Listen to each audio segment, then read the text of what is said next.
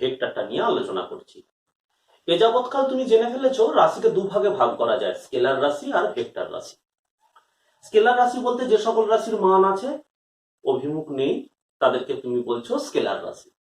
আর যে সকল রাশির মান আছে অভিমুখ আছে এবং যাদেরকে যোগের ক্ষেত্রে ত্রিভুজ সূত্র বা সামন্তরিক সূত্র নিয়ম অনুসরণ করা হয়, যাদের ক্ষেত্রে যোগের ক্ষেত্রে এই নিয়মগুলো যাদের অনুসরণ করা হয় সেই সকল রাশিগুলোকে আমরা বলে থাকি ভেক্টর রাশি। এই যে শেষের যে কথা বললাম যোগের ক্ষেত্রে ত্রিভুজ সূত্র বা সামন্তরিক সূত্র অনুসরণ করা হয়, এটা বলা জরুরি। প্রবাহ মাত্রা মানও আছে দিকও আছে, কিন্তু সেটা ভেক্টর রাশি নয়। ভেক্টর যোগের যে নিয়ম সেটা সে অনুসরণ করে না।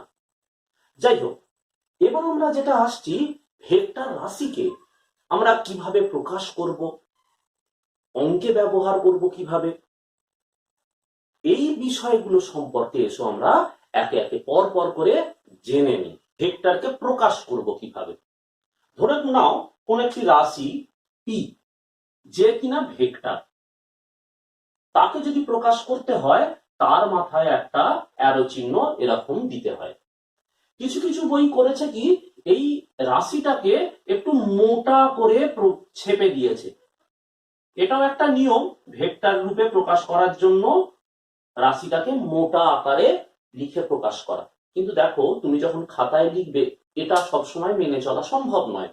তাই তুমি তার মাথায় একটা রাশিকে লিখবে, যে চিহ্ন দিয়ে ইংরেজির যে লেটারটা দিয়ে প্রকাশ করতে চাইছো সেটা দিয়ে প্রকাশ করে তার মাথায় একটা তীর চিহ্ন বা অ্যারো চিহ্ন দেবে। আমরা আবার ভেক্টরকে যদি ধরো জ্যামিতিতে আঁকার প্রয়োজন হয় অথবা কোনো গাণিতিক সমস্যা সমাধান করবার জন্য তার একটা চিত্ররূপ তোমার আঁকা দরকার, ভেক্টরটা কিভাবে ক্রিয়া করছে, কোন দিকে ক্রিয়া করছে ইত্যাদি সম্পর্কে তোমার সম্যক ধারণার জন্য। সেক্ষেত্রে আমরা ভেক্টরটাকে প্রকাশ করব একটা সরল রেখা দিয়ে। সরল রেখার দৈর্ঘ্যটা ভেক্টরটার মানের সাথে তুলনীয়, আর ভেক্টরটা যে অভিমুখে ক্রিয়া করছে তীর চিহ্ন দিয়ে সেই অভিমুখটাকে আমরা প্রকাশ করব। এই ভেক্টরটাকে যদি আমাদের অঙ্কের ভাষায় লিখতে হয় বা অঙ্কের প্রয়োগ করতে হয় তখন আমরা লিখব এ বি, তার মাথায় অ্যারো। এ বিন্দুটাকে এই ভেক্টরের বলা হয় ইনিশিয়াল পয়েন্ট, আর এটাকে বলা হয় টার্মিনাল পয়েন্ট। আবার অনেক সময় এটাকে টেল, আবার এটাকে হেডও বলা হয়। তো সে যাই হোক, আমরা সাধারণত এটাকে আদি বিন্দু, বাংলা করলে এইটাকে অন্তিম বিন্দু বলবো। ভেক্টর এরকম হবে, তার মানে আবার ভেক্টর ধরো এইভাবে একটা ভেক্টর ক্রিয়াশীল, আর গোটা রেখাটাকে বলা হয় ভেক্টরের ক্রিয়া রেখা। এর জন্য সাধারণত সরলরেখার একেবারে প্রান্তে দিতে পারো, মাঝেও দিতে পারো। যেমন ধরো এই ভেক্টরটা আমরা লিখেছি এখানে mn, তাহলে এই ভেক্টরটাকে যদি আমরা গাণিতিক আকারে প্রকাশ করতে চাই তাহলে কিভাবে করব মাথায় রেখো। সেক্ষেত্রে প্রকাশ করবার নিয়ম হলো এর আদি বিন্দু যেটা সেটা প্রথমে লেখো, অন্তিম বিন্দু যেটা সেটা তারপর লেখো। আদি থেকে তোমার অন্তিমের দিকে ক্রিয়াশীল, তার মানে এটাকে প্রকাশ করতে হবে এভাবে। তুমি যেন ভুলেও এভাবে প্রকাশ করে ফেলো না যে এম এন এইটা, এটাও নয়। আবার তুমি এন এম এটা লিখলে, লিখে অ্যারোটা এর সাথে সমতুল্য করবার জন্য দিয়ে দিলে, দুটোর কোনোটাই প্রকাশ করার পদ্ধতি নয়। প্রকাশ করার পদ্ধতি এটা। এরপর দেখো আমরা ভেক্টরকে এরকম একটা চিহ্ন দিয়েও প্রকাশ করতে পারি, আবার এইভাবেও। তুমি এবার ভাবো যে তুমি তোমার দৈনন্দিন কথাবার্তায় ভেক্টরকে কিভাবে প্রকাশ করো বা বলো। যেমন তুমি এভাবে নিশ্চয়ই বলেছো একটা গাড়ি 50 মিটার প্রতি সেকেন্ড বেগে পূর্ব দিকে যাচ্ছে, পূর্ব দিকে গতিশীল। তাহলে এই যে গোটা কথাটা কোনো একটা গাড়ির গতিবেগ সংক্রান্ত, তাহলে এই গোটা কথাটা কিন্তু ভেক্টর। তাহলে এখানে দেখো এটা তুমি তোমার ভাষায় প্রকাশ করছো, এটা অঙ্কে ব্যবহার করতে হয় অনেক সময় বিভিন্ন সিম্বল বা চিহ্ন, আমরা এটা জ্যামিতিতেও ব্যবহার করতে পারি। এবার এসো আমরা দেখব এর পরের পয়েন্ট, ভেক্টরের মান। ভেক্টরের মান প্রকাশ করবার জন্য আমরা কি করে থাকি, ভেক্টরের মান কোন ভেক্টরকে তার দুপাশে এই মড চিহ্ন দিলে ওই ভেক্টরের পরম মানকে প্রকাশ করা হয়। অথবা তুমি এভাবেও ভাবতে পারো এ বি তার দুপাশে এই মানটা। তাহলে দেখো এখানে যে 50 মিটার/সেকেন্ড পূর্ব দিকে কথাটা লেখা আছে, তাহলে এর পরম মান কি হবে? না, এর পরম মান নির্ণয় করবার জন্য আমরা যদি এর দুই পাশে এরকম একটা মড চিহ্নটা দিই, তাহলে যেটা বেরিয়ে আসবে সেটা হলো 50 মিটার/সেকেন্ড। তার মানে এখানে যে বিষয়টা থাকবে না সেটা হলো তার দিকটা থাকবে না। তাহলে আমরা এখানে দেখালাম কি, 1 নম্বরে দেখালাম ভেক্টরকে কিভাবে প্রকাশ করা হয়, 2 নম্বর পয়েন্টে দেখালাম ভেক্টরের পরম মান। একক ভেক্টর, কোন ভেক্টরকে তার পরম মান দিয়ে যদি ভাগ করা হয়, মনে করে নাও পি একটা ভেক্টর, এর পরম মান পি, তাহলে এর পরম মান দিয়ে যদি ভাগ করা হয়, কোন ভেক্টরকে তার পরম মান দিয়ে ভাগ করলে ওই ভেক্টরের দিক বরাবর ক্রিয়াশীল একক মানের ভেক্টরটিকে বা ওই দিক বরাবর ক্রিয়াশীল প্রাপ্ত ভেক্টরটিকে বলা হবে একক ভেক্টর। একক ভেক্টরটা এই প্রকাশ করা হয় এর মাথায় একটা ক্যাপ দিয়ে, এটাকে ক্যাপও বলা হয়, হ্যাট বলা হয়, আবার ক্যারেটও বলা হয়। তার মানে কোন ভেক্টরকে তার পরম মান দিয়ে ভাগ করলে প্রাপ্ত ভেক্টরটিকে প্রথমোক্ত ভেক্টরের দিক বরাবর ক্রিয়াশীল একক ভেক্টর বলা হয়। মাথায় রেখো এই ভেক্টরটা, যেমন একটু আগে তোমায় বললাম একটা গাড়ি 50 মিটার/সেকেন্ড বেগে পূর্ব দিকে গতিশীল, তাহলে পূর্ব দিকে গতিশীল, তাহলে এই গোটা রাশিটা ভেক্টর এত বেগে গতিশীল। তাহলে এর পরম মান কি? এর পরম মান যেটা সেটা হলো সেটা হলো 50 মিটার/সেকেন্ড। এখন দেখো ভেক্টরটাকে পরম মান দিয়ে ভাগ করলে পাবোটা কি?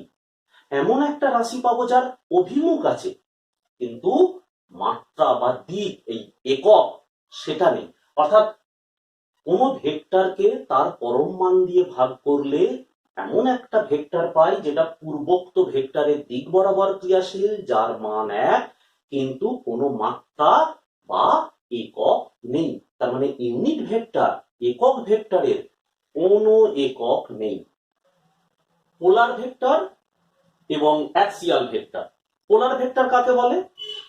যে সকল ভেক্টর রাশি অভিমুখ বস্তু কণার গতির অভিমুখকে অনুসরণ করে তাদেরকে বলবো আমরা পোলার ভেক্টর। যেমন ধরো একটা বস্তু বা এক ব্যক্তি পূর্ব দিক বরাবর 50 মিটার হেঁটে গেলেন, তাহলে তার সরণের অভিমুখ ব্যক্তিটির গতি যেদিকে সেই দিকে। এই ধরনের ভেক্টরগুলোর মধ্যে উদাহরণস্বরূপ বলা যেতে পারে সরণ, বেগ, ভরবেগ, বল ইত্যাদি। আর অ্যাক্সিয়াল ভেক্টর কারা? যে সকল ভেক্টরের অভিমুখ ঘূর্ণায়মান বস্তুর অক্ষ বরাবর ক্রিয়াশীল। যেমন ধরো একটা চাকতি, এই একটা চাকতি যে কিনা রোটেশন করছে একটা অক্ষের চারিদিকে এইভাবে, তাহলে এই রোটেশনটা করবার সময়, এই ঘূর্ণনটা করবার সময় তার কৌণিক বেগকে প্রকাশ করবার জন্য আমরা যে ভেক্টরটা নেব, সেই ভেক্টরটার অভিমুখ অক্ষ বরাবর সেই উপরের দিকে ক্রিয়া করতে পারে অথবা নিচের দিকেও ক্রিয়া করতে পারে। তার মানে যে সকল ভেক্টর রাশির অভিমুখ ঘূর্ণায়মান বস্তুর অক্ষ বরাবর ক্রিয়াশীল থাকবে তাদেরকে বলছি আমরা অ্যাক্সিয়াল ভেক্টর। এর মধ্যে আছে কৌণিক বেগ, টর্ক ইত্যাদি ভেক্টর রাশিগুলো। অ্যাক্সিয়াল ভেক্টর গুলো বস্তু যে তলে ঘূর্ণন ঘটায়, মানে ঘূর্ণায়মান তলটা, তার উপর লম্ব দিক বরাবর ক্রিয়াশীল থাকে। তো একটা বস্তুকণা একটা তলে গতিশীল, তাহলে তার অবস্থান কোথায় কোন একটা নির্দিষ্ট সময়ে সেটা প্রকাশ করবার জন্য আমরা যে ভেক্টরটা ব্যবহার করি সেটা হলো পজিশন ভেক্টর। এরকম ভাবতে পারো যে একটা বাচ্চা ছেলে ফুটবল নিয়ে তার ফুটবল মাঠে সে খেলছে, এখন সে যখন ফুটবলটা নিয়ে দৌড়চ্ছে, আমরা মাঠের সাপেক্ষে কোনো একটা সুবিধাজনক বিন্দুকে প্রমাণ ধরে নিয়ে তার সাপেক্ষে ওই বাচ্চা ছেলেটি ফুটবলটা নিয়ে কত দূরে অবস্থান করছে সেটা নির্ণয় করতে পারি। এবার মাঠ থেকে সে কতটা দূরে অবস্থান করছে সেটা আমরা নির্ণয় করতে পারি। মনে করে নাও আমরা সেই প্রমাণ বিন্দুটা ধরে নিয়েছি মূল বিন্দু বা অরিজিন ও, আর সে একটা তলে গতিশীল, তার মানে আমরা ধরে নিলাম এক্স ওয়াই তলে গতিশীল। তা একটা বস্তুকণা বা একটা বিন্দু কোনো এক মুহূর্তে, বা ধরে নিলাম যখন ঘটিতে তোমার টি সময় যখন টি, তখন বস্তু কণাটার অবস্থান পি বিন্দুতে। তাহলে ওপি যোগ করলে আমরা যে রেখাটা পাবো, ওপি যোগ করলে আমরা যে রেখাটা পাবো,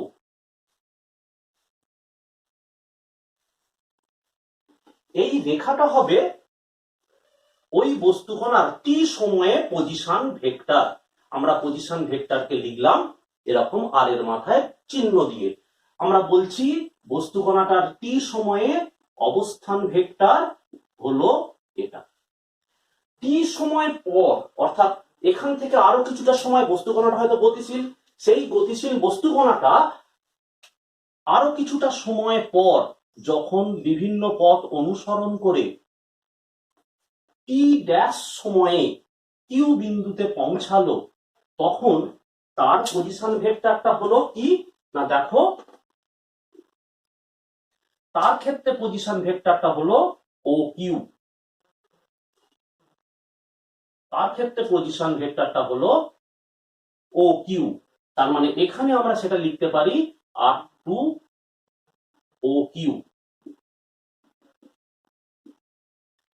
এবার এই টি সময়ে আর টি ড্যাশ সময়ে, এই দুটো সময়ের ব্যবধানে বস্তু কণাটার সরল রৈখিক স্থান পরিবর্তন কতটা হলো না, তুমি যদি এই বিন্দু দুটো যোগ করো, অর্থাৎ পি আর কিউ যদি যোগ করো, তাহলে যেটা পাবে,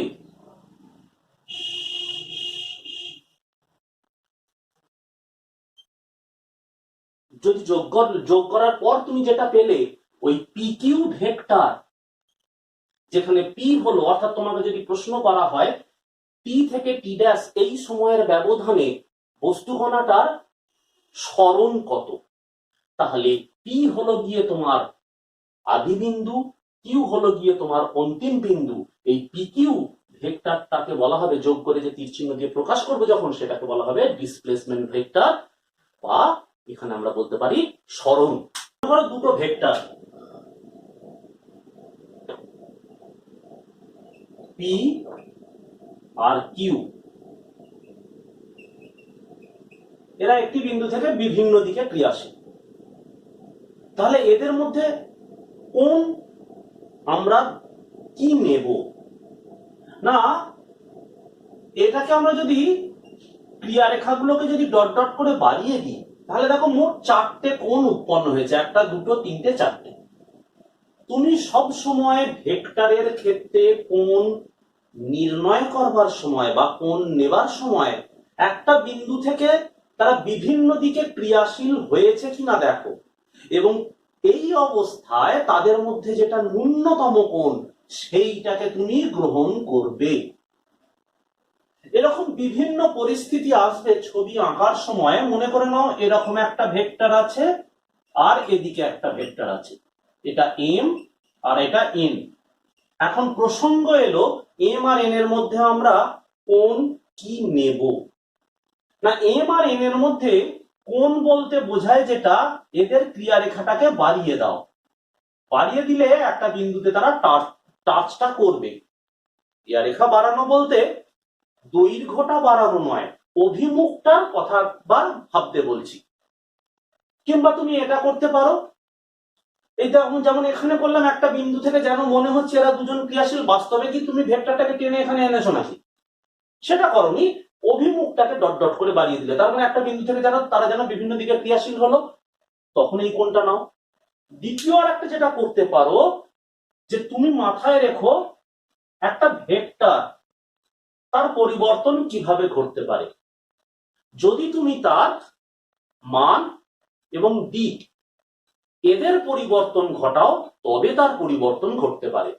এখানে এম ভেক্টরটাকে আমি যদি তুলে এখানে বসাই, তুলে বসাই মানে দেখো এই যে ভেক্টরটা আছে সেটা যদি আমি এখানে আঁকি, তাহলে খেয়াল করো তার দিক আর মান সেটাকে অক্ষুণ্ণ রেখে আমি এইভাবে আঁকলাম। তাহলে এখন কি হলো, এম ভেক্টরটাকে এখান থেকে এখানে সরালাম, তো সরানো হওয়ার ফলে কি হলো, এম আর এন এখন একটা বিন্দু থেকে ক্রিয়াশীল হয়ে গেল। এই অবস্থায় এদের দুজনের মধ্যে কোনটাকে আমরা নেব? বিভিন্ন পরিপ্রেক্ষিতে, অর্থাৎ এরকম ছবি তোমার হঠাৎ করে সমস্যার সমাধান করতে গিয়ে এসে যাবে, তখন তুমি কোন গণনাটা করবে কিভাবে, লক্ষ্য করো। পরবর্তী আবার দুটো ভেক্টর আমরা এখানে নিচ্ছি, মনে করে নাও এটা এ বি ভেক্টর আর এটা হলো গিয়ে সিডি ভেক্টর। এখন এদের মধ্যে কোণ কি করে গণনা করব? না, এদের মধ্যে কোণ নির্ণয় করবার নিয়মটা কি?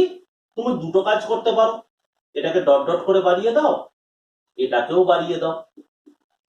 তাহলে দেখো এদের অভিমুখটাকে বাড়ানোর ফলে, আমি তো আদতে দৈর্ঘ্য তোমায় বাড়াতে বলছি না, ভেক্টরের পরিবর্তন করতে বলছি না, এরা কোন অভিমুখে কাজ করছে সেই অভিমুখ দুটোকে যদি বাড়িয়ে দেওয়া হয়, তাহলে তারা একটা বিন্দু থেকে বিভিন্ন দিকে এখন তুমি এই কোণটা নিতে পারো, এটা একটা পদ্ধতি। নতুবা করতে পারো কি, সি আর ডি এর মধ্যে কোণটাকে নেবার জন্য, অর্থাৎ আমি বলতে চাইছি ধরে নাও এই ভেক্টরটা সি আর ডি করা আছে, আমরা বললাম কি একটা ভেক্টরকে যদি এরকম শিফট করি, অর্থাৎ এখান থেকে তুলে যদি এইখানে বসাই, আমরা যদি ভেক্টরের কিংবা এই ভেক্টরটাকে যদি এখান থেকে তুলে না দিয়ে এখানে বসাই, তাহলে দেখো এই ভেক্টরটার কোনো কিছুর পরিবর্তন হবে না। তুলে যদি এখান থেকে এখানে বসাই, যদি তারা একটা বিন্দু থেকে বিভিন্ন দিকে ক্রিয়াশীল হয়, আর এটাকে তুলে এখানে বসালে এর দৈর্ঘ্য একই বিন্দুতে যদি বসিয়ে ফেলি, এর দৈর্ঘ্য এবং অভিমুখের যদি কোনো পরিবর্তন না ঘটিয়ে এটাকে যদি তুলে এখানে বসাই, তাহলে এখান থেকে একটা বিন্দু থেকে বিভিন্ন দিকে ক্রিয়াশীল, তখন আমরা এই কোণটাকে নেব সমান ভেক্টর। যদি দুটি ভেক্টর মানে ও দিকে অভিন্ন হয়, তাহলে সেই ভেক্টর দুটোকে আমরা সমান ভেক্টর বলবো। মনে করো পি ভেক্টর আর কিউ ভেক্টর,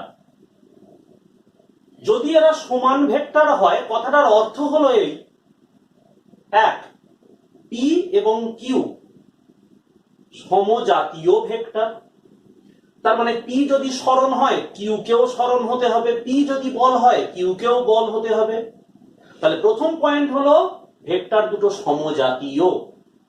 দুই, ভেক্টর দুটির মান এবং দিক দুটোই অভিন্ন, অর্থাৎ মানে ও দিকে ভেক্টর দুটি পরস্পর সমান। তিন নম্বর, ভেক্টর দুটির মধ্যে কোণ 0 ডিগ্রি। যেমন এখানে দেখো এবি আর সিডি, এই যে দুটো ভেক্টর, এখানে এবি ভেক্টর আর সিডি ভেক্টর পরস্পরের সমান্তরালে ক্রিয়াশীল।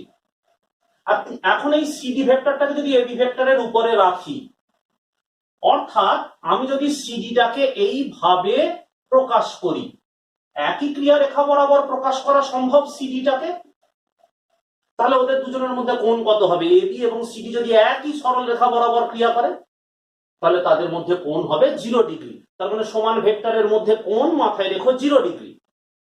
আবার এমনও হতে পারত যে একটা সরল রেখা বরাবর এম এন ক্রিয়া করছে, সমান মানের আর একটা ভেক্টর একেবারে এন এর প্রান্ত থেকে ক্রিয়া করছে, ধরে নিলাম সেটা যে ওপি। তার মানে এর মাধ্যমে আমি বোঝাতে কি চাইছি, ভেক্টর গুলো ক্রিয়া রেখা পরস্পরের সমান্তরালেও থাকতে পারে, এক রেখাতেও থাকতে পারে। আমাদের কোণ নির্ণয়ের সময় সবসময় তো আদি বিন্দুটাকে একই বিন্দুতে নিয়ে আসতে হবে। তাহলে সমান ভেক্টরের মধ্যে কোণ 0, তারা এক সরল রেখা বরাবরও ক্রিয়া করতে পারে অথবা এক রেখাতেও ক্রিয়া করতে পারে। এবার আসছি বিপরীত ভেক্টর। বিপরীত ভেক্টরটা কি? যেমন ধরে নাও বিপরীত ভেক্টর আমি এখানে লিখলাম F1 ভেক্টর সমান মাইনাস F2 ভেক্টর। এর কথাটার অর্থ কি? যদি দুটি ভেক্টর পরস্পর মানে সমান হয় কিন্তু দিকে পরস্পরের বিপরীতে থাকে, তাহলে ভেক্টর দুটিকে বলা হবে বিপরীত ভেক্টর। মাথায় রাখো, ভেক্টর দুটি অবশ্যই সমজাতীয় হবে এবং এদের ক্রিয়ারেখা এক সরল রেখায় থাকবে অথবা পরস্পর সমান্তরাল, এবং ভেক্টর দুটি তোমার তাদের মধ্যে কোণ হবে 180 ডিগ্রি। তুমি তো নিউটনের তৃতীয় সূত্র পড়েছো, সেখানে ক্রিয়ার প্রতিক্রিয়া, তারা মানে সমান কিন্তু পরস্পরের দিকের ক্ষেত্রে তারা পরস্পরের বিপরীতে। তাহলে আমরা এভাবে ভাবতে পারি, মনে করো দুটো ভেক্টর, এখানে আমি দেখালাম যে এসপি আর কিউআর। তাহলে এসপি ভেক্টর এবং কিউআর ভেক্টর, তুমি একবার লক্ষ্য করো এদের ক্রিয়ারেখাগুলো পরস্পরের সমান্তরাল, এরা এক সরল রেখাতেও থাকতে পারে। যেমন ধরো তুমি আর তোমার ভাই তোমার বাড়িতে একটা বক্সের বা বাক্সর দুই প্রান্তে দড়ি বেঁধে বল প্রয়োগ করছো। তুমিও 5 নিউটন বল পূর্ব দিকে প্রয়োগ করেছো, আর তোমার ভাই সেও বাক্সটা অপর প্রান্তে দড়ি বেঁধে সেও 5 নিউটন বল পশ্চিম দিকে দিচ্ছে। তাহলে এই দুটো বলের প্রভাবে বাক্সটার কোনো গতি লক্ষ্য করা গেল না। তার মানে সমান বিপরীত অভিমুখী বল তোমরা যখন দিচ্ছ, তাহলে মোট বল এখানে হচ্ছে 0। তাহলে এই বল দুটোকে বলা হবে পরস্পরের বিপরীত দিকে ক্রিয়াশীল বল। আমি এখানে মানগুলো লিখেছি, অভিমুক্ত বলেই দিলাম মুখে, একটা পূর্ব দিকে আর একটা পশ্চিম দিকে। তার মানে বিপরীত ভেক্টর হলে দুটো ভেক্টরকেই সমজাতীয় হতে হবে, দুজনের মধ্যে মান সমান থাকবে, অভিমুখ পরস্পরের বিপরীত হবে। আর যে বললাম কোনটা, তুমি এর আদি বিন্দুটা এর আদি বিন্দুতে নিয়ে আসো। তার মানে তুমি যদি এই এসপি ভেক্টরটাকে আর কিউআরটাকে এমন ভাবে প্রকাশ করো, তাহলে এবার তুমি ভাবো দুজনেরই আদি বিন্দু এক জায়গায় থাকলে কোনটা কত হবে? 180 ডিগ্রি। তাহলে বিপরীত ভেক্টরের এই হলো বৈষম্য বিন্দু ভেক্টর। যদি দুই বা ততোধিক ভেক্টর যাদের আদি বিন্দু এক, এই ধরনের আমরা ভেক্টর গুলোকে বলবো কো ইনিশিয়াল ভেক্টর বা সমবিন্দু ভেক্টর। মনে করো না ও এ, ও বি, ও সি, এই তিনটে ভেক্টরের প্রত্যেকের আদি বিন্দু ও, এবং তাদের দেখো ক্রিয়ারেখাগুলো কিন্তু ভিন্ন ভিন্ন। তাহলে এই ধরনের ভেক্টর গুলোকে বলবো আমরা সমবিন্দু ভেক্টর। মনে করো না একটা খুঁটোতে তিনটে ছাগল বাঁধা আছে দড়ি দিয়ে, আর ছাগলগুলো খুঁটোটা থেকে দূরে চলে যেতে চাইছে। তাহলে দড়িটার মাধ্যমে খুঁটোতে যে টান বলগুলো প্রয়োগ করবে ওই ছাগলগুলো, তাহলে তাদের অভিমুখ কি? খুঁটোটার অবস্থান থেকে তারা যেদিকে যেতে চাইছে সেই দিকে। তার মানে এটা যেন ভেবো না যে ও ইনিশিয়াল ভেক্টর মানে সবগুলো এক জাতীয় ভেক্টর হবে, সমজাতীয় ভেক্টর হবে। আমি তো উদাহরণ দিলাম তিনটে বলের, এটা নাও হতে পারে। একটা বিন্দু থেকে বিভিন্ন দিকে ক্রিয়াশীল ভেক্টর গুলোর এক জাতীয় নাও হতে পারে। তাহলে সমবিন্দু ভেক্টর মানে জানবে যে তাদের আদি বিন্দুটা এক বিন্দু, একরেখীয় ভেক্টর। যদি দুই বা ততোধিক ভেক্টরের ক্রিয়ারেখা একই সরল রেখা বরাবর থাকে অথবা পরস্পরের সমান্তরাল হয়, তাহলে ভেক্টর গুলিকে একরেখীয় ভেক্টর বলবো। তুমি দেখো পি আর কিউ, এই ভেক্টর দুটোর ক্রিয়ারেখা একই সরল রেখা বরাবর। কিংবা দেখো সি আর ডি, এদের ক্রিয়ারেখা দেখো একই সরল রেখা বরাবর, একরেখীয় ভেক্টর। আবার দেখো এস আর আর ভেক্টর, এদের ক্রিয়ারেখা পরস্পরের সমান্তরাল, এবার একই অভিমুখে, এরা আবার একরেখীয় ভেক্টর। আবার এ আর বি ভেক্টর, এদের দেখো ক্রিয়ারেখা পরস্পর সমান্তরাল, অভিমুখ বিপরীত, একরেখীয় ভেক্টর। আবার এমনও হতে পারে একটা বিন্দু থেকে একই সাথে অনেকগুলো ভেক্টর ক্রিয়া করছে। ধরে নাও এটা এম ভেক্টর, যার আদি বিন্দুটা ও এম ভেক্টর, যার আদি বিন্দু ও, এই রেখা বরাবরই ক্রিয়া করছে ও এন ভেক্টর। তার মানে দুটো ভেক্টরেরই আদি বিন্দু এক এবং একই অভিমুখে ক্রিয়া করছে। এগুলোকেও বলবো আমরা একরেখীয়। তাহলে একরেখীয় ভেক্টর মানে তাদের ক্রিয়ারেখা এক সরলরেখা বরাবর থাকতে পারে অথবা পরস্পরের সমান্তরাল হতে পারে। এটা কিন্তু জরুরি নয় ভেক্টর গুলো সমজাতীয় হবে, সমজাতীয় নাও হতে পারে, আবার সমজাতীয় হতেই পারে। তলীয় ভেক্টর বা কোপ্লেনার ভেক্টর, যদি দুই বা ততোধিক ভেক্টরের ক্রিয়ারেখা একটা তলে অবস্থান করে, একটা তলে অবস্থান করে, তাহলে এই ভেক্টর গুলোকে আমরা একতলীয় ভেক্টর বলবো।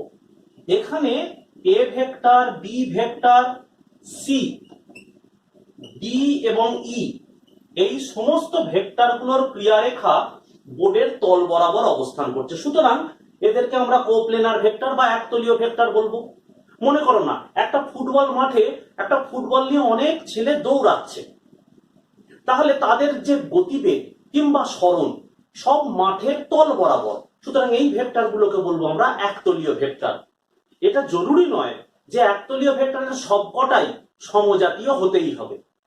তাহলে একতলীয় ভেক্টর ক্রিয়ারেখাটা একটা তলে থাকবে। সব সংখ্যা দিয়ে ভেক্টরের গুণ, মনে করে নাও একটা ভেক্টর পি ভেক্টর, তাকে এই সরল রেখা দিয়ে প্রকাশ করলাম, তার মানে এ বি ভেক্টর, এটা কিনা পি ভেক্টর।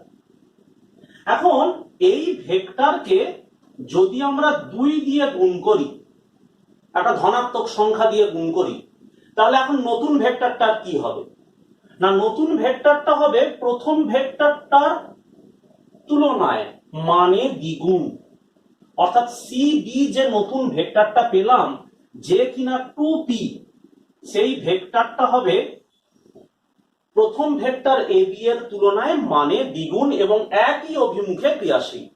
তার মানে কোন ভেক্টরকে ধনাত্মক সংখ্যা দিয়ে গুণ করলে ভেক্টরটির মানের পরিবর্তন হয়, অভিমুখ অপরিবর্তিত থাকে এবং উৎপন্ন ভেক্টর প্রথম ভেক্টরের সমজাতীয় হয়।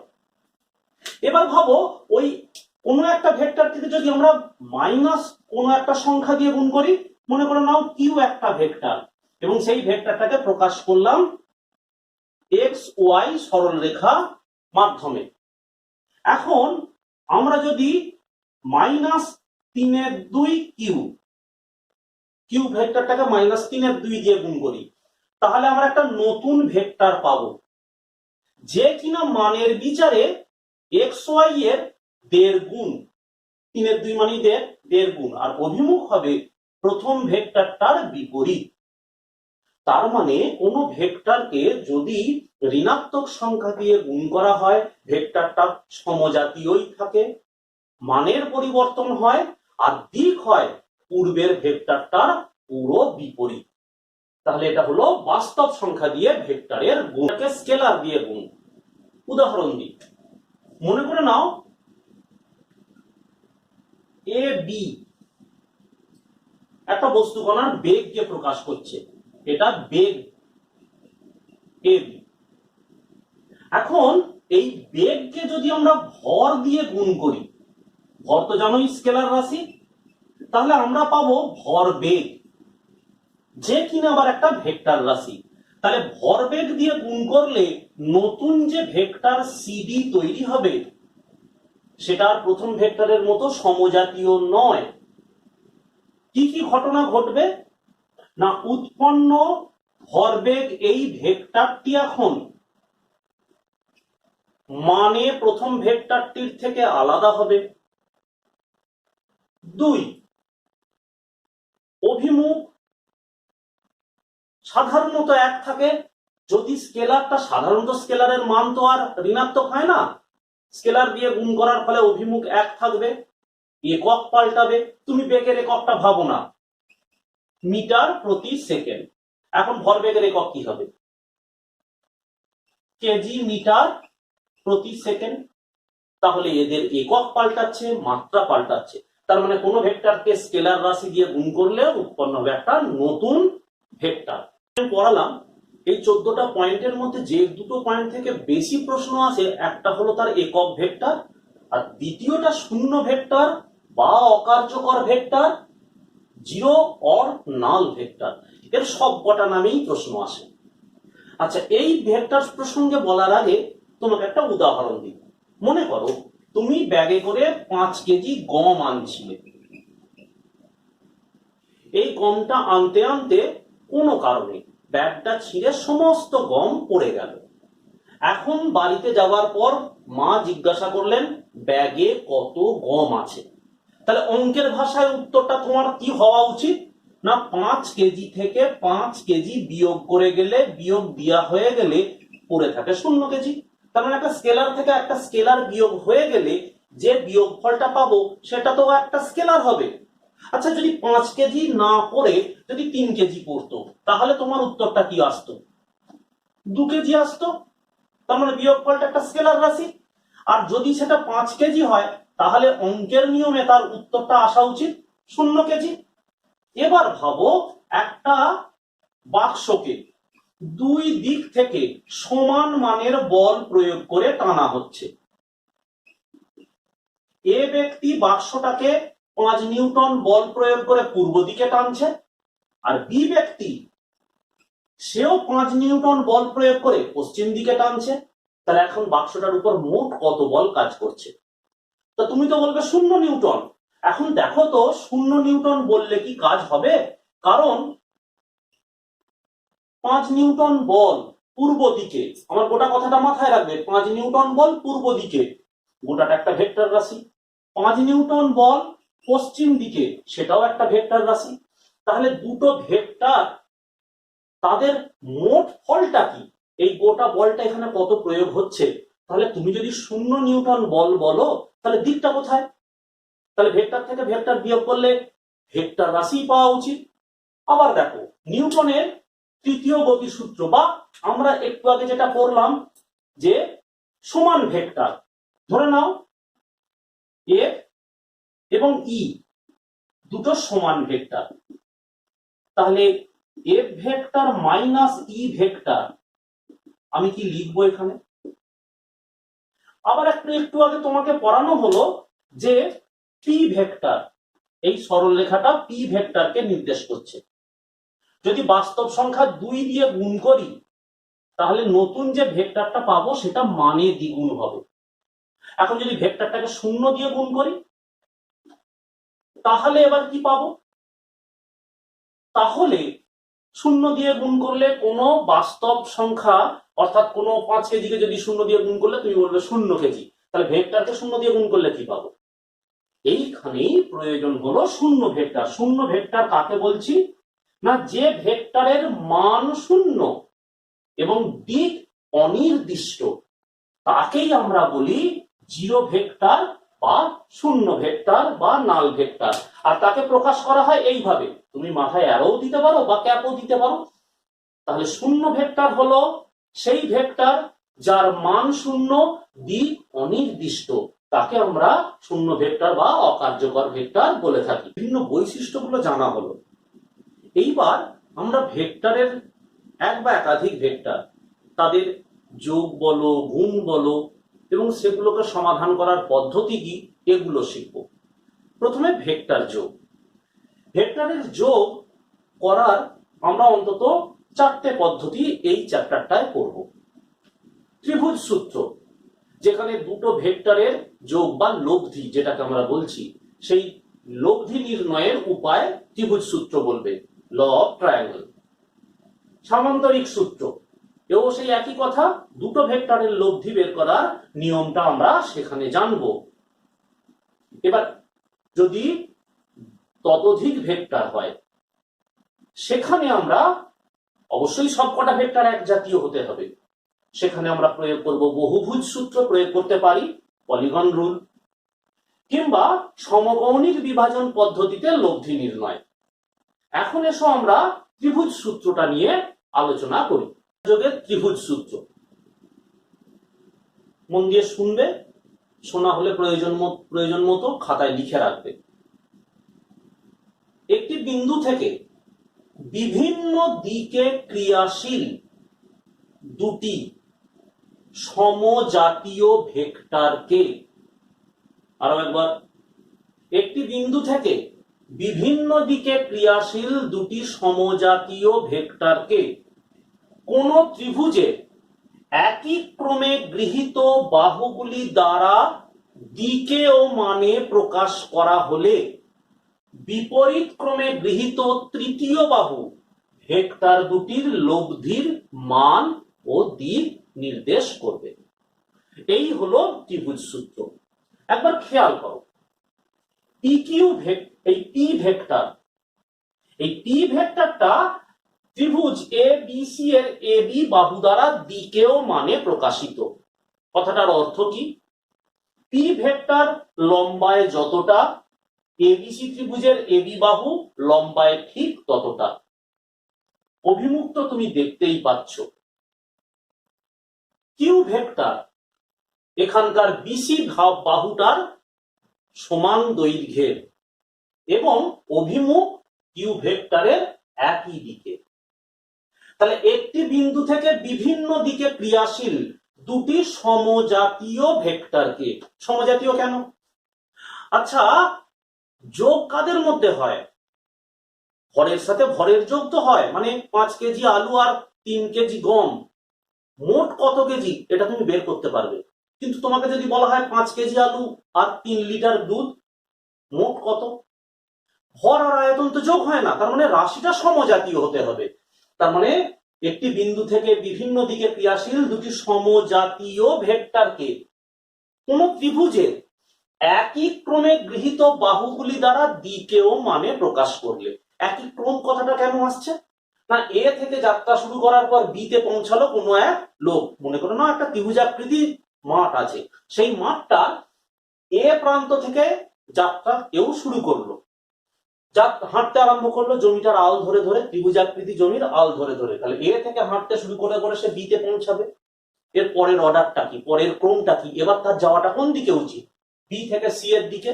তার মানে এইভাবে যেটা যাচ্ছে সেটা একই ক্রম। এরপর কি হওয়া উচিত ওই ব্যক্তিটার ক্ষেত্রে? না, সে হেঁটে সি থেকে এ এর দিকে আসবে। তাহলে এইবার যদি কেউ এ থেকে সি এর দিকে যায়, তাহলে আমরা যেভাবে ব্যক্তিটাকে হাঁটতে দেখছিলাম সেই অর্ডার বা সেই ক্রমের বিপরীতে যাওয়া হচ্ছে। তাহলে কথাটা কিভাবে বলা হচ্ছে?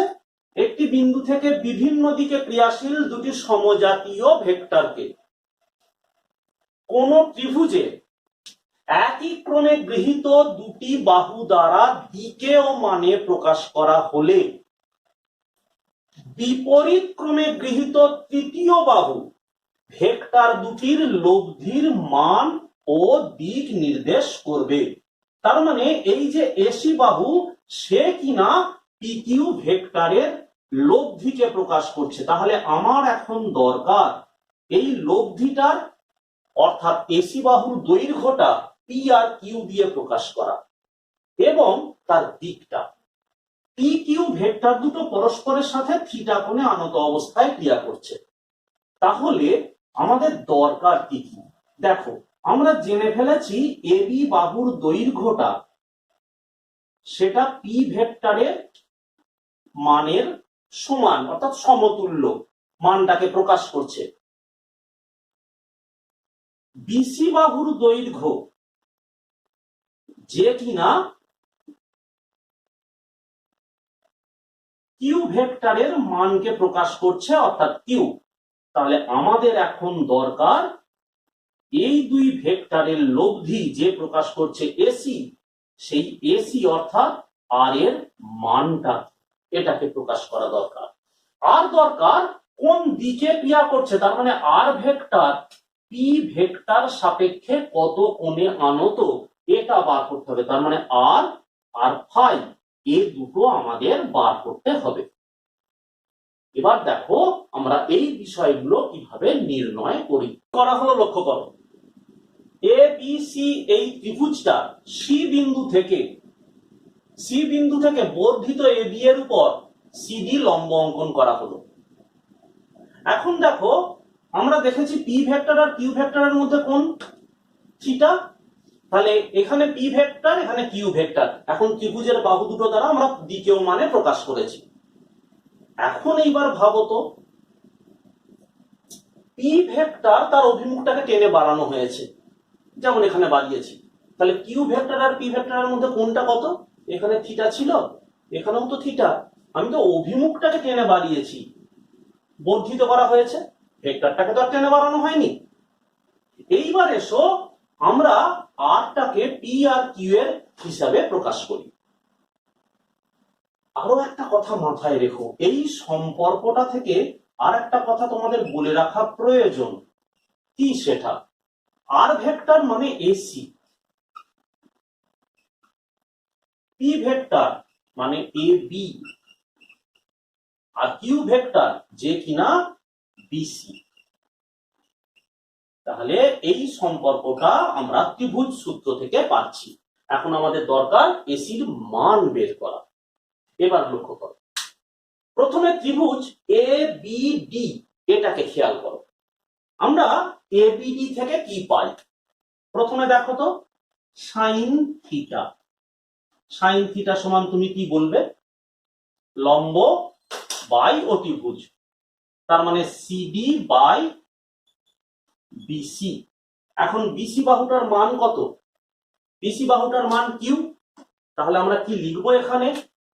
CD is equal to BC sine theta. BC এর মান কত বললাম? এখান থেকে বি থেকে সি না, কিউ সাইন থিটা। এটা তোমার জেনে রাখা প্রয়োজন। এরপর লক্ষ্য করো কস থিটা। দেখো তো কস থিটা মানে কি? ভূমি বাই অতিভুজ, তার মানে বিডি বাই বিসি। তাহলে বিসি মানে তো কিউ ভেক্টরের পরম মানটাকে প্রকাশ করা হচ্ছে, তার মানে BD is equal to Q cos theta. কেন এটা করলাম এখনই তুমি বুঝতে পারবে। এবার দেখো ত্রিভুজ এ সি ডি, এই গোটা ত্রিভুজটা দেখো, ত্রিভুজ এ সি ডি কি ধরনের ত্রিভুজ এটা? না সি থেকে তো বর্ধিত এ বি এর উপর লম্ব টানা হয়েছে, তাহলে তো একটা সমকোণী ত্রিভুজ। তো সমকোণী ত্রিভুজের বাহুগুলোর মধ্যে সম্পর্ক কি? অতিভুজের স্কয়ার, তার মানে AC square is equal two কি লিখবে? এই গোটা বাহুটা, তার মানে এডি তার স্কয়ার, আর এখানে সিডি অর্থাৎ লম্ব স্কয়ার প্লাস ভূমি স্কয়ার, সিডি তার স্কয়ার। এবার দেখো এডিটাকে আমরা কিভাবে লিখতে পারি? এ বি প্লাস বিডি তার whole square plus CD square, A B plus BD তার হোল স্কয়ার। এখন এটাকে কিভাবে লিখতে পারো? A B square plus 2ab into BD plus বিডির স্কয়ার প্লাস সিডির স্কয়ার। আচ্ছা, BD square plus CD square মানেটা কি? এই ছোট ত্রিভুজটার দিকে তাকাও, CBD, BD square plus CD square মানেটা কি? এই ছোট ত্রিভুজটার ক্ষেত্রে BD square plus CD square সমান সিবি স্কয়ার তো বা বিসি স্কয়ার। তার মানে আমি তো এখানে লিখতেই পারি এবি এর square plus 2ab BD plus, তাহলে BD square plus CD square সমান বিসি স্কয়ার। BC square. এইবার এসো বাকি এদের মানগুলো বসিয়ে দিলে আমরা কি পাই দেখি। নিশ্চয়ই এখানটা দরকার পড়ছে না, এখানটা আমরা মুছছি। এবার খেয়াল করো এসি স্কয়ার মানেটা আমরা কি পাই? দেখো এসি স্কয়ার, তাহলে এখানে এবি, এবি এর মান আমরা কি ধরেছিলাম? এবি এর মান হলো পি স্কয়ার। খেয়াল করো 2ab 2p, এবার বিডি, বিডি এর মান দেখো কিউ কস থিটা, আর এখানে আছে বিসি, বিসি মানে কত? কিউ এর স্কয়ার। তাহলে এসি এর মানটা কি? এসি এর মান তো আর, তার মানে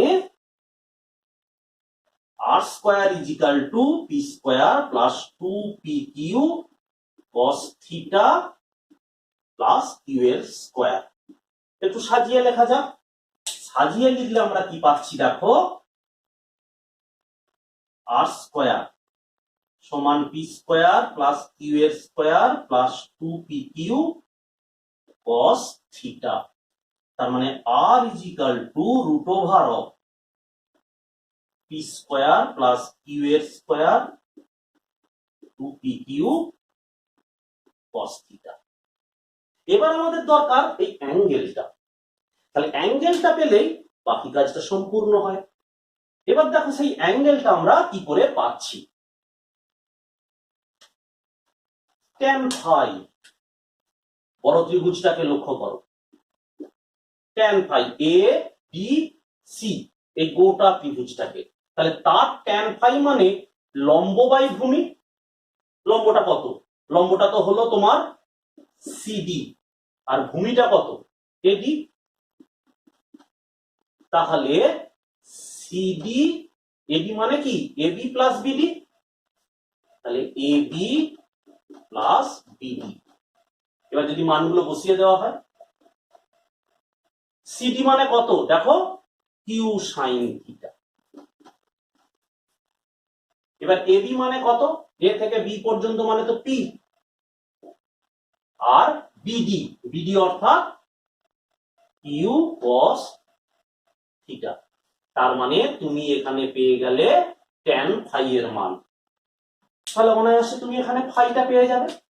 এইবার তুমি এই জিনিসগুলো প্রয়োগ করতে পারো অঙ্কে। তাহলে এখানে আমাদের দুটো বিষয় যেগুলো অঙ্কে কাজে লাগবে, ত্রিভুজ সূত্র থেকে যেগুলো পেলাম, এইটা একটা আর এই বিষয়টা। ভেক্টর যোগের দ্বিতীয় যে সূত্রটা আমরা পড়ব, সমান্তরিক সূত্র। সমান্তরিক সূত্রে এখানে দুটো ভেক্টরকে যোগ করে কি করে আমরা তৃতীয় ভেক্টর অর্থাৎ তাদের লব্ধি পাই সেটা জানবো। শোনো, একটা বিন্দু থেকে বিভিন্ন দিকে ক্রিয়াশীল দুটি সমজাতীয় ভেক্টরকে, একটি বিন্দু থেকে বিভিন্ন দিকে ক্রিয়াশীল দুটি সমজাতীয় ভেক্টরকে কোন সামান্তরিকের সন্নিহিত দুটি বাহু দ্বারা দিকে ও মানে প্রকাশ করা হলে বাহু দুটির ছেদ বিন্দু দিয়ে অঙ্কিত সামান্তরিকের কর্ণ ভেক্টর দ্বয়ের লব্ধির মান ও দিককে প্রকাশ করে। এখানে পি কিউ দুটি এক জাতীয় ভেক্টর। এই ভেক্টর দুটোর লব্ধি হলো গিয়ে আর। আর দেখো ভেক্টর দুটো পরস্পরের সাথে থিটা কোণে আনত অবস্থায় ক্রিয়া করছে। এখন আমাদের বের করতে হবে আর এর মান, অর্থাৎ এই লব্ধি ভেক্টরের মান। আর দ্বিতীয় যে জিনিসটা বের করতে হবে সেটা হলো লব্ধি ভেক্টর কত কোণে আনত আছে, সেই কোণটা পি ভেক্টরের সাথে কত কোণ করে সে আনত অবস্থায় আছে সেটা। তাহলে আরো একবার, একটি বিন্দু থেকে বিভিন্ন দিকে ক্রিয়াশীল দুটি সমজাতীয় ভেক্টরকে কোন সামান্তরিকে সন্নিহিত দুটি বাহু দ্বারা দিকে ও মানে প্রকাশ করা হলে বাহু দুটির ছেদ বিন্দু দিয়ে অঙ্কিত সামান্তরিকের কর্ণ ভেক্টর দ্বয়ের লব্ধির মান ও দিককে নির্দেশ করে। এবার এসো আর এর মানটা আমরা নির্ণয় করি। সামান্তরিক সূত্রের প্রমাণটা, ও এ এই রেখাটাকে ডি পর্যন্ত বর্ধিত করা হলো, বা বর্ধিত ও এর ওপর বি থেকে একটা লম্ব টানা হলো বিডি। এখন দেখো পি ভেক্টর এবং কিউ ভেক্টরের মধ্যে কোণ হচ্ছে theta. সাধারণভাবেই OC R A B পরস্পর সমান্তরাল এবং ও এ ছেদক।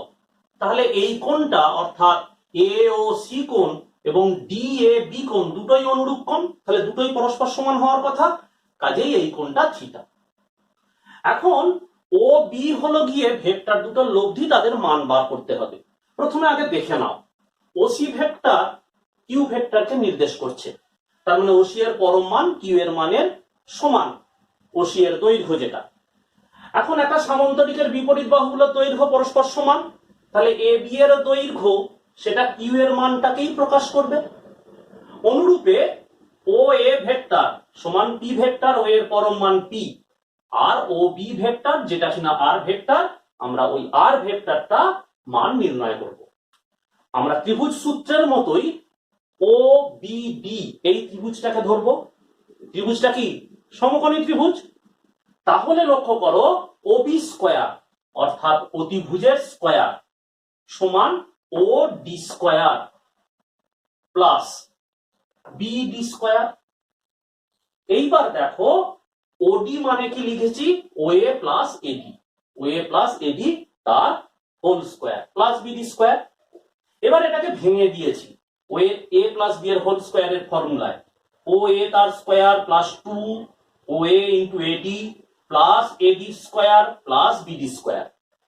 এখন লক্ষ্য করো তো এডি স্কয়ার আর বিডি স্কয়ার এই ছোট্ট ত্রিভুজটার ক্ষেত্রে কি হয়? এডি স্কয়ার আর বিডি স্কয়ার, তাহলে এ বি স্কয়ার কে নির্দেশ করছে। দেখো AD square plus BD square সমান এ বি স্কয়ার। এবার আমরা করেছি কি, এদের মানগুলো বসিয়েছি। মানগুলো বসানোর আগে একবার এখানটা, এবার তোমাকে একবার এই সাইন থিটা এবং কস থিটার দিকে দেখতে বলবো। বি এ ডি এই ত্রিভুজের সাইন থিটা মানে কি? লম্ব বাই অতিভুজ। দেখো বিডি বাই এবি।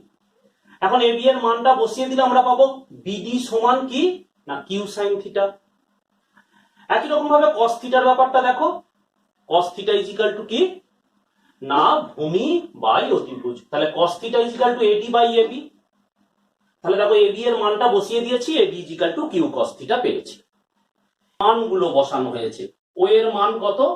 ও এর মান হলো গিয়ে P, P square 2 P. AD এর মান দেখো Q cos theta, Q cos theta বসিয়েছি। AB square plus BD square, এখানে এবি স্কয়ার, পরের লাইনে সেই মানটা বসিয়ে দিয়েছি কিউ স্কয়ার।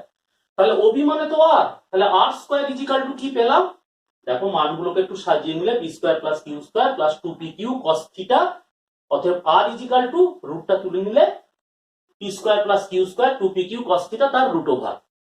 এবার আমরা বের করতে চাইছি এই অ্যাঙ্গেলটা। তাহলে ওই অ্যাঙ্গেলটা ত্রিভুজ সূত্রে যেমন করেছিলাম ঠিক সেই একই রকম ভাবে অ্যাঙ্গেলটা যদি বের করি বা কোণটা যদি বের করি, তাহলে আমরা কি পাচ্ছি একবার খেয়াল করো। tan phi BD by OD, BD আর ওডির জায়গায় লিখছি ও এ প্লাস এডি। তাহলে বিডি এর মান কত? তুমি একবার খেয়াল করে এখান থেকে দেখতে পাচ্ছ বিডি এর মান হলো গিয়ে কিউ সাইন থিটা, আর ও এর মান পি, আর এটা হলো কিউ কস থিটা। তার মানে তুমি tan phi সমান কি পেলে? কতগুলো কথা এখান থেকে মাথায় রাখবে। তুমি যেটা পেলে tan phi, এটা সমান যার সাথে ফাই কোনটা লব্ধি করেছে সে সমীকরণে বসবে একা, এর সাথে কিউ সাইন থিটা আর কিউ কস থিটা তারা এভাবে বসবে। ট্যান মানে সাইন বাই কস, এটা এইভাবে মনে রাখবে। তাহলে যার সাথে কোণ করবে সে বসবে একা।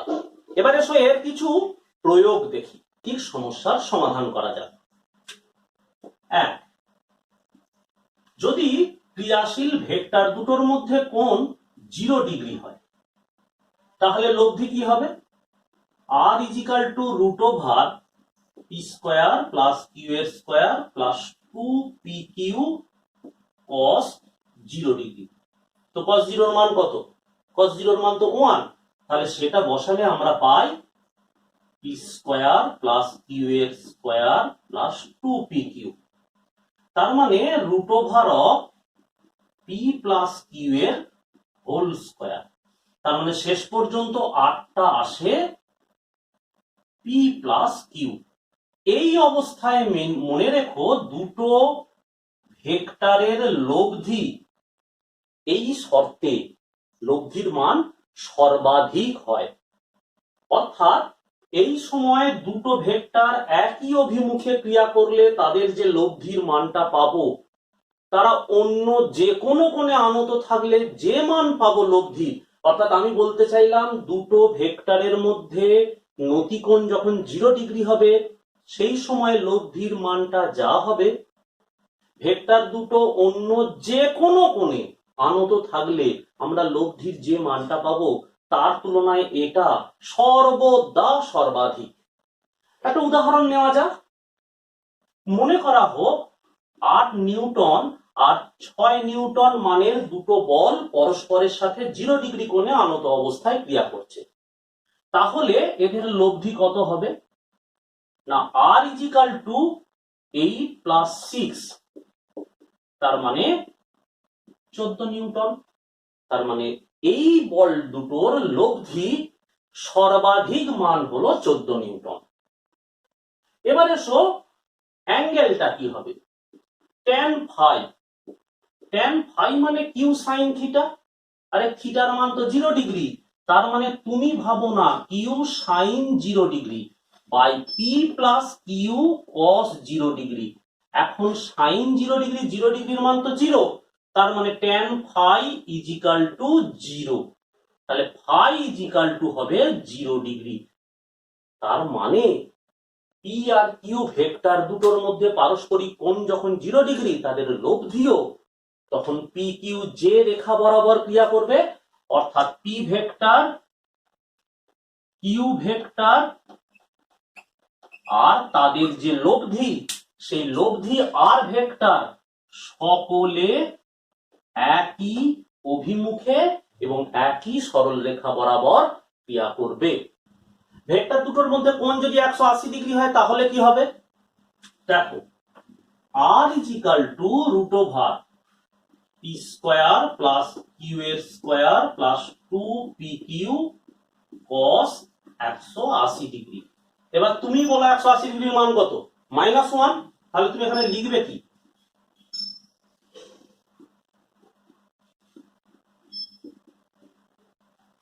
-2pq। তার মানে তুমি এখানে লিখবে p মাইনাস কিউ এর হোল স্কয়ার। তবে এখানে একটা শর্ত আছে, তুমি এটা তখনই লিখতে পারবে যদি p গ্রেটার দেন কিউ হয়, অর্থাৎ এই শর্ত যদি মান্য হয় তবেই লিখতে পারবে r is equal to p minus Q. যদি উল্টোটা হয় তাহলে তোমাকে কিউ মাইনাস p এর হোল স্কয়ার লিখতে হতো। তাহলে আমি আগের উদাহরণে ফিরে আসি। 10 নিউটন আর 8 নিউটন মানের বল যদি পরস্পরের সাথে 180 ডিগ্রি কোণে ক্রিয়াশীল থাকে, তাহলে লব্ধির মানটা হবে 10 মাইনাস 8 সমান হবে গিয়ে 2 নিউটন। তার মানে দুটো ভেক্টরের লব্ধির মান সর্বনিম্ন হবে যখন ভেক্টর দুটো পরস্পরের বিপরীতে বা 180 ডিগ্রি কোণে ক্রিয়াশীল থাকবে। অর্থাৎ দুটো ভেক্টর বিভিন্ন কোণে ক্রিয়াশীল হতে পারে। কোন শর্তে সর্বাধিক মান হবে লব্ধির মানটা, কোন শর্তে সর্বনিম্ন হবে? সর্বাধিক হবে থিটা 0 ডিগ্রি হলে, সর্বনিম্ন হবে এদের মধ্যে কৌণিক যে কোণটা সেটা যদি 180 ডিগ্রি হয়। এইবার কথা হলো tan ফাইটা কি হবে? তুমি একবার লক্ষ্য করো tan ফাই, এখানে কিউ সাইন 180 ডিগ্রি, সাইন 180 ডিগ্রির মান তো 0 ডিগ্রি, আর এখানে আছে কিউ কস 180 ডিগ্রি। তাহলে সাইন 180 ডিগ্রির মান যদি 0 হয় tan ফাই 0। এখন tan ফাই যে 0 হলো, সেই যে 0টা সেটা tan 0 ডিগ্রির জন্যও 0 হতে পারে, 180 ডিগ্রির জন্যও 0 হতে পারে। তাহলে কোনটা নেব? তাহলে এখন আমাদের দেখা দরকার কোন ভেক্টরটা বড়। যদি পি বড় হয়, লব্ধি যেটা পাবো এই মুহূর্তে সেটা পি এর দিক বরাবর ক্রিয়াশীল হবে। কেমন বিষয় বলতে চাইছি মনে করে নাও। এখানে পি ভেক্টরকে নির্দেশ করা হচ্ছে আর এদিকে আর ভেক্টরকে কিউ ভেক্টরকে নির্দেশ করা হচ্ছে। তাহলে আর ভেক্টর কোন দিকে থাকবে? না, পি আর কিউ এর লব্ধি আর, সে থাকবে পি এর দিক বরাবর। সুতরাং সেক্ষেত্রে ফাই কোণের মানটা হবে 0 ডিগ্রি। ফাই কোণটার মান হবে 0 ডিগ্রি। যদি কিউ ভেক্টর বড় হতো তাহলে পি আর কিউ এর লব্ধি আর সে উল্টো দিকে যেত, তাহলে সেক্ষেত্রে ফাই এর মান হতো 180 ডিগ্রি। সুতরাং মাথায় রেখো পি আর কিউ এদের দুজনের মানের উপর নির্ভর করে আমরা tan ফাই বা লব্ধির দিকের কথা বলবো। পরেরটাই, এটা দুটো যদি পরস্পরের সাথে 90 ডিগ্রি কোণে ক্রিয়াশীল থাকে। তাহলে লব্ধি কি হবে? তাহলে দেখো r is equal to P square plus Q এর স্কোয়ার প্লাস 2pq cos 90। তাহলে cos 90 এর মান কত? 0। তার মানে লব্ধিটা হবে পি স্কোয়ার প্লাস কিউ এর স্কোয়ার। এবার অ্যাঙ্গেলটা কি হবে দেখো, অ্যাঙ্গেলটার ক্ষেত্রে tan phi ইজিক্যাল টু, এখানে আছে কি Q sine 90 degree, P plus Q cos 90 degree. এখন cos 90 ডিগ্রির মান 0, sin 90 ডিগ্রির মান 1, তার মানে tan phi এটা সমান হবে কিউ বাই পি। এবারে আমরা এই অঙ্কটাকে প্রয়োগ করি। এখানে বলা হয়েছে 10 নিউটন আর 8 নিউটন মানের দুটো বল পরস্পরের সাথে লম্বভাবে যদি ক্রিয়া করে, তাহলে তাদের লব্ধি কি হবে না, এই নিয়মে যদি ফেলি r is equal to root over 10 এর স্কয়ার প্লাস 8 এর স্কয়ার, তাহলে কত হবে 100 প্লাস 64 রুট ওভার 164 নিউটন, তাই তো? 12.8 নিউটন। এখন এদের লব্ধি যেটা বেরোলো, সেই লব্ধিটা পি ভেক্টরের সাথে যে কোণ করে আছে সেটা কত না, দেখো এখানে যদি মান বসাই tan phi, তার মানে আমরা এখানে কিউ এর মানটা বসাবো কত 8/10। আমরা শেষ পর্যন্ত গণনা করলে মোটামুটি ভাবে 38.7 ডিগ্রি বেরোবে। তার মানে আমরা বলবো 10 আর 8 নিউটন বলের লব্ধি 10 নিউটন বলের ভেক্টরটির সাথে 38.7 ডিগ্রি কোণে ক্রিয়াশীল, এবং লব্ধির মান যেটা সেটা হলো 12.8 নিউটন। এখানে আমাদের একটা কথা মাথায় রাখতে হবে, এটাকে মোটামুটি ভাবে 39 ডিগ্রি ধরো, 39 ডিগ্রি ধরো। আমি কেন বলতে চাইলাম না, পি এর সাথে লব্ধি ভেক্টর যদি 39 ডিগ্রি কোণ করে, তাহলে লব্ধি ভেক্টর কিউ এর সাথে কত করবে? 90 থেকে 39 বাদ দাও, তাহলে 90 থেকে 39 বাদ দিলে এটা যদি 39 ডিগ্রি হয়, তাহলে এটা 51 ডিগ্রি হবে। আমি কি বলতে চাইলাম না, লব্ধি সর্বদা বড় মানের ভেক্টরটির দিকে ঝুঁকে থাকে, বড় যে ভেক্টর তার দিকে ঝুঁকে থাকে, আর ছোট ভেক্টরটা থেকে দূরে থাকে। তোমার অঙ্ক ঠিক হচ্ছে কিনা এটা জানার এটা একটা উপায়। 2p ও p ভেক্টর দুটি পরস্পরের সাথে একটি নির্দিষ্ট কোণে আনত। এখানে নীলকালিতে এই দুটো ভেক্টরকে দেখিয়েছি, দুটো ভেক্টর পরস্পরের সাথে একটা নির্দিষ্ট কোণে আনত। কত কোণে আমরা ওটা জানি না।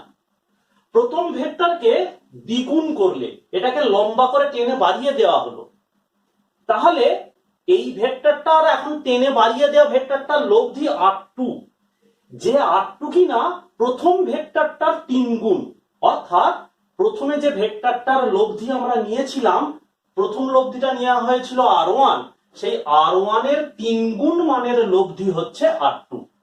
তাহলে আমাদের এখন বের করতে হবে এই ভেক্টর দুটোর মধ্যে কোনটা কত, এই কোনটা কত বার করতে হবে। তাহলে এখন লক্ষ্য করো, প্রথম ভেক্টর f1 সমান যার মান 2p, দ্বিতীয় ভেক্টর f2 যার মান p, এদের মধ্যে কোনটা ধরে নিয়েছি থিটা। এখন লব্ধি r1 স্কয়ার সমান f1 square plus f2 square plus 2f1 f2 cos theta. আমরা এখানে মানগুলো বসিয়ে দিয়েছি, 2p এর স্কয়ার p এর square plus 2p p cos theta. আমরা এখান থেকে কি পাচ্ছি দেখো, 4p square p square 4p, এখানে দেখো 2p আর p আছে, স্কয়ার হয়ে যাচ্ছে, p এর স্কয়ার আর এই দুই গুণ হলে 4p স্কয়ার cos থিটা। তার মানে r1 স্কয়ার সমান 4p square plus p square plus 4p square cos theta. তার মানে আসছে r1 স্কয়ার সমান 5p square plus 4p square cos theta. অপরদিকে এইবার কি বলা হয়েছে, দ্বিতীয় পয়েন্টে বলা হয়েছে প্রথম ভেক্টরটাকে দ্বিগুণ করা হয়েছে। দেখো প্রথম ভেক্টর 2p, এখন যদি ওকে দ্বিগুণ করা হয়, মানে দ্বিগুণ, দিক অপরিবর্তিত, মাথায় থাকে জানো, তাহলে এটা এখন 4p আর f2 সমান হলো p।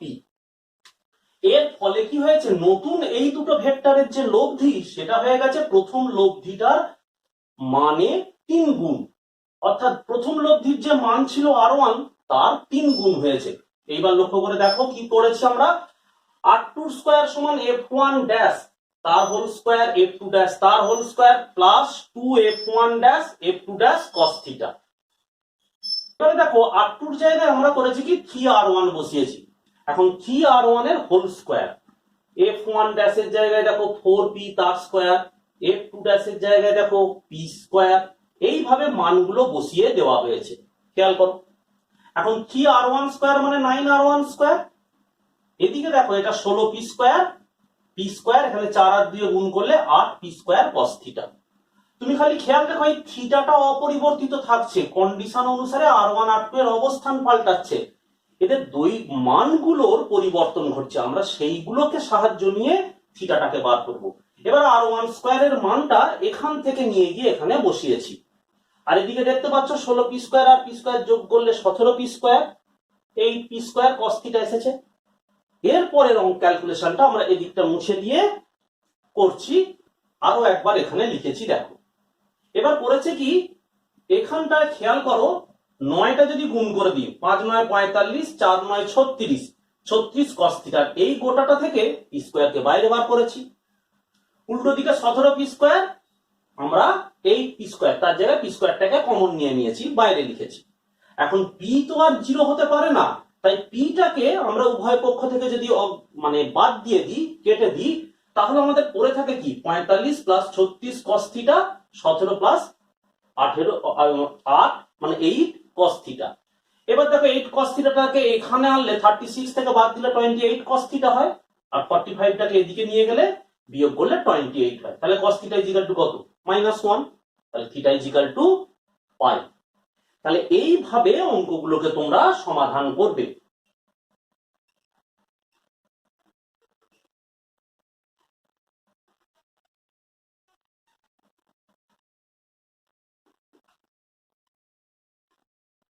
পি আর কিউ দুটো ভেক্টর, একজনের মান 12 নিউটন আর একজনের মান 8 নিউটন, এই ভেক্টর দুটোর লব্ধি সর্বাধিক হবে আর ম্যাক্সিমাম হবে, সেটা কত না, আর ম্যাক্সিমাম যেটা হবে সেটা হলো 20 নিউটন, যখন ভেক্টর দুটো পরস্পরের সাথে 0 ডিগ্রি কোণে ক্রিয়াশীল থাকবে।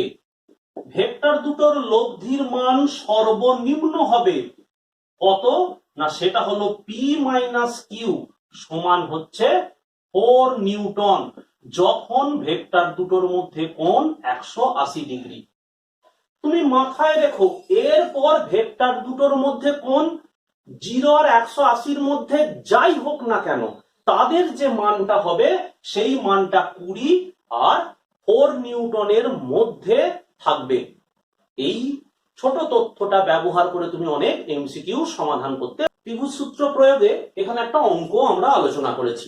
দেখো, এক ব্যক্তি বাড়ি থেকে প্রথমে পূর্ব দিকে 100 মিটার হেঁটে গেলেন, বাড়ি থেকে বেরিয়ে সোজা পূর্ব দিকে 100 মিটার হেঁটে গেলেন, তারপর পূর্ব দিকের সঙ্গে 60 ডিগ্রি কোণে উত্তরে, পূর্ব দিকের সাথে 60 ডিগ্রি কোণে উত্তরে আরো 80 মিটার পথ হাঁটলেন, তাহলে ওই ব্যক্তির সরণ কত? গোটা কনসেপ্টটাকে, ধারণাটাকে একেবারে ম্যাপের ধারণায় নিয়ে আসো। আমরা ম্যাপের এদিকটাকে পূর্ব দিক বলি, উপরের দিকটাকে উত্তর দিক। তাহলে দেখো, ও থেকে ব্যক্তি যাত্রা শুরু করেছে, তার মানে ও থেকে এ পথ, এই যে গোটা পথটা সে 100 মিটার হেঁটে গেছে কোন দিকে, পূর্ব দিকে, তার মানে এখানে ও এ হলো ওই সরণটাকে নির্দেশ করছে যেটা পূর্ব দিকে ঘটেছে। এবার পূর্ব দিকের সাথে 60 ডিগ্রি কোণে, লক্ষ্য করো, পূর্ব দিকের সাথে 60 ডিগ্রি কোণে উত্তরে হেঁটে গেছে এ থেকে বি আরো 80 মিটার পথ, তাহলে তার অন্তিম অবস্থান বি, প্রাথমিক অবস্থান ও বি সংযুক্ত করলাম। আমাদের এখন দরকার এই ওবিটা কত, মানে এই অন্তিম সরণটা কত। তার মানে আমাদের কাছে ত্রিভুজ সূত্রের জানা নিয়মগুলো হলো r is equal to P square plus Q square plus 2pq cos theta তার রুট, আর দরকার অ্যাঙ্গেলটা tan ফাই। এখন আমরা কি কি পেয়ে গেছি, এই ভেক্টরগুলোর মান পেয়ে গেছি, যদিও এখানে আমরা ও এ বরাবর সরণটাকে পি দিয়ে প্রকাশ করছি, এ থেকে বি বরাবর সরণটাকে আমরা কিউ দিয়ে প্রকাশ করছি। তাহলে দেখো ও এ বরাবর যেটা সরণ হয়েছে সেটা 100 মিটার, বি এ থেকে বি অভিমুখে সরণটা 80 মিটার। এখন এটা পূর্ব দিক আর এটা উত্তর দিকে, পূর্ব দিকের সাথে 60 ডিগ্রি কোণে উত্তরে, তাহলে ভেক্টর দুটোর মধ্যে কোণ হলো 60। দেখো থিটা ইজ ইকুয়াল টু 60। তাহলে আমাদের এখন বের করতে হবে ও বি এর দৈর্ঘ্য আর ফাই। আমাদের চেনা সূত্র আর এতে P Q 2p/q cos theta মানগুলো বসিয়ে দিয়েছি। বসিয়ে দিলে মোট আমরা 5.20 মিটার। এবার দরকার ফাই। দেখো ফাই এতে আমরা বসিয়েছি কিউ সাইন থিটা, তার মানে এখানে 80, থিটার মান 60 degree, sine 60 degree, 180 cos 60 degree. এই মানগুলো বসিয়ে আমরা শেষ পর্যন্ত পেয়েছি 0.495। এবার বিপরীত বৃত্তীয় অপেক্ষক এর মাধ্যমে আমরা ফাই এর মান বের করেছি 26.32 ডিগ্রি। তাহলে উত্তরে কি লিখবো? ওই ব্যক্তির সরণ কত, অন্তিম সরণ না, আমাদের বলতে হবে, ভালো করে শুনবে,